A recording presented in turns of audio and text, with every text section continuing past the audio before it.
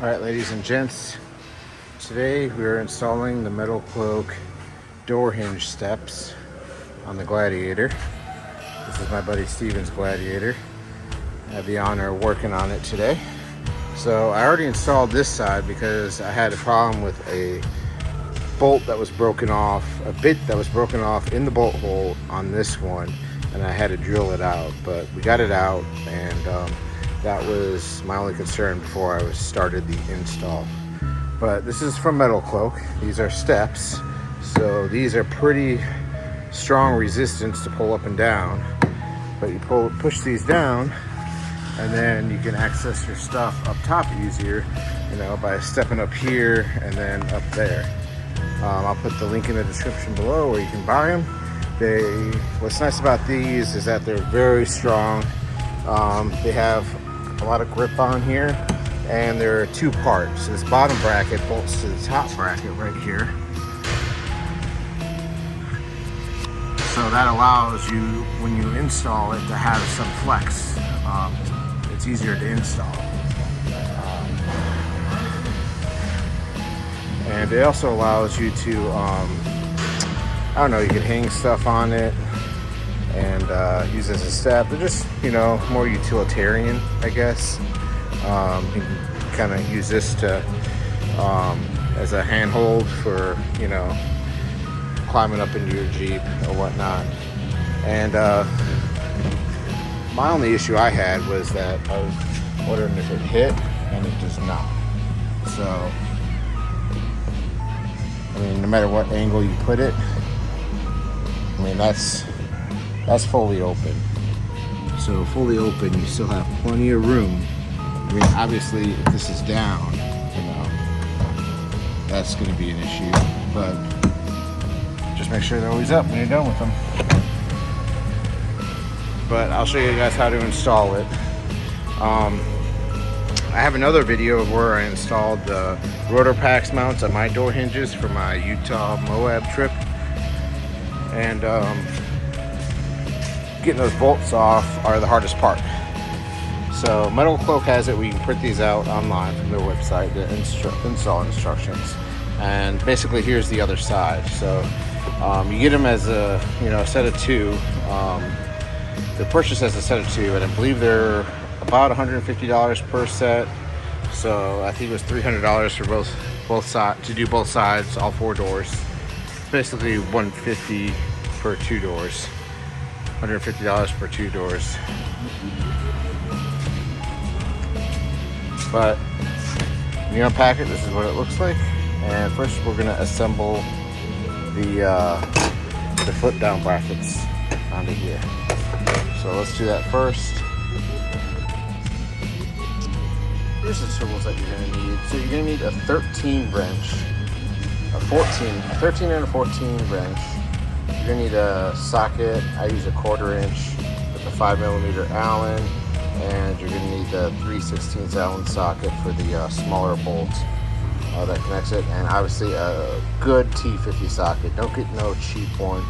Get a quality T50 socket, because that's what you're gonna use to break loose the doors.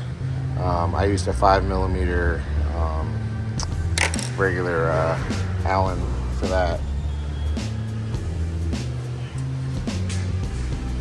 So you're also gonna need a heat gun and a long ass breaker bar.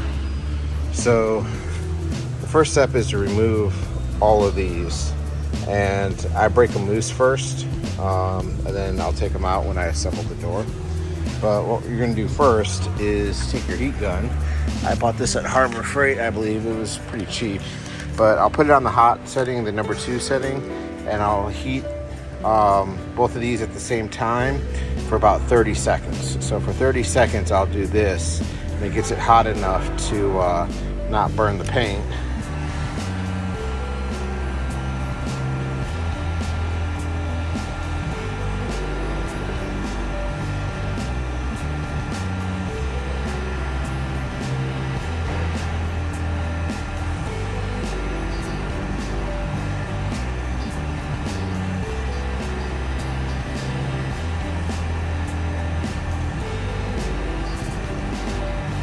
I obviously have not taken these ones off yet. I've done the top ones already, and obviously the other side. But I'm up on 30 seconds here. That should be good. So then you're gonna take your T50,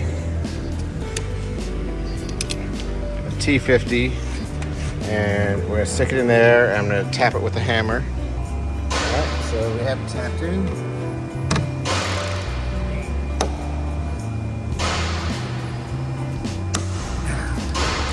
That's it. Tap the other side real quick before it cools off. Do it before it cools off. The camera and this at the same time.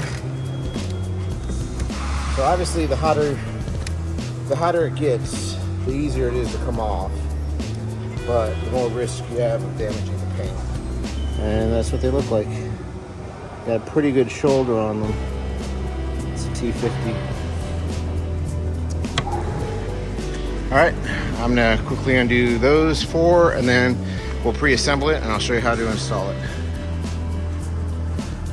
All right, so as noted before, we already broke these loose. So they should come right out.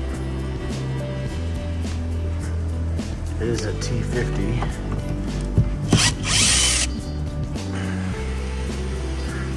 So, as you can see, there's a little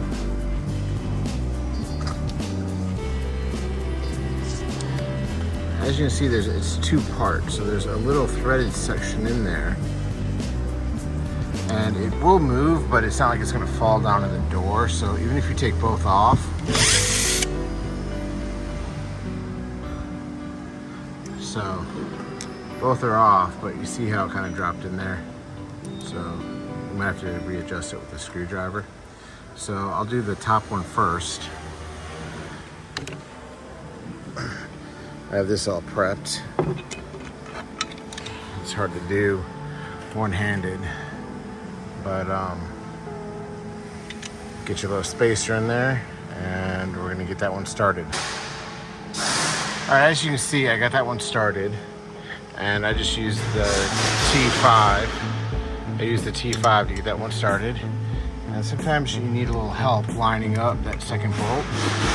So you take a little screwdriver, kind of level it out, and then you're gonna take your second one. Hey, you come visit me? All right, so we use a screwdriver to line it up, and then we got this, and we're just gonna start it. And we're not gonna torque this down, but we want to turn it enough we can kind of feel, it catch. So it's in there. What's nice about this set compared to some other ones I've seen is that plastic insert allows it not to rub on the paint.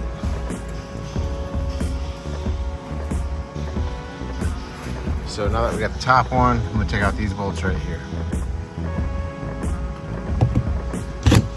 Now, if you're just catching up to this point, do not use this impact gun to break these loose. You'll just snap the bit off in it. I already broke these loose with the breaker bar and the heat. So just a heads up, if you're just starting the video at this section, do not use the impact on this. Use the breaker bar and heat method that I already did. These are already broken loose. You've been warned. All right, so I saved these hardware bolts, put them all in a bag for the customer. And we got these, same as before. We're gonna stick these in. I'm gonna start one of them. All right, so we got this loosely installed, that loosely installed, and we're just gonna put this in. It goes like that, washer on the bottom. And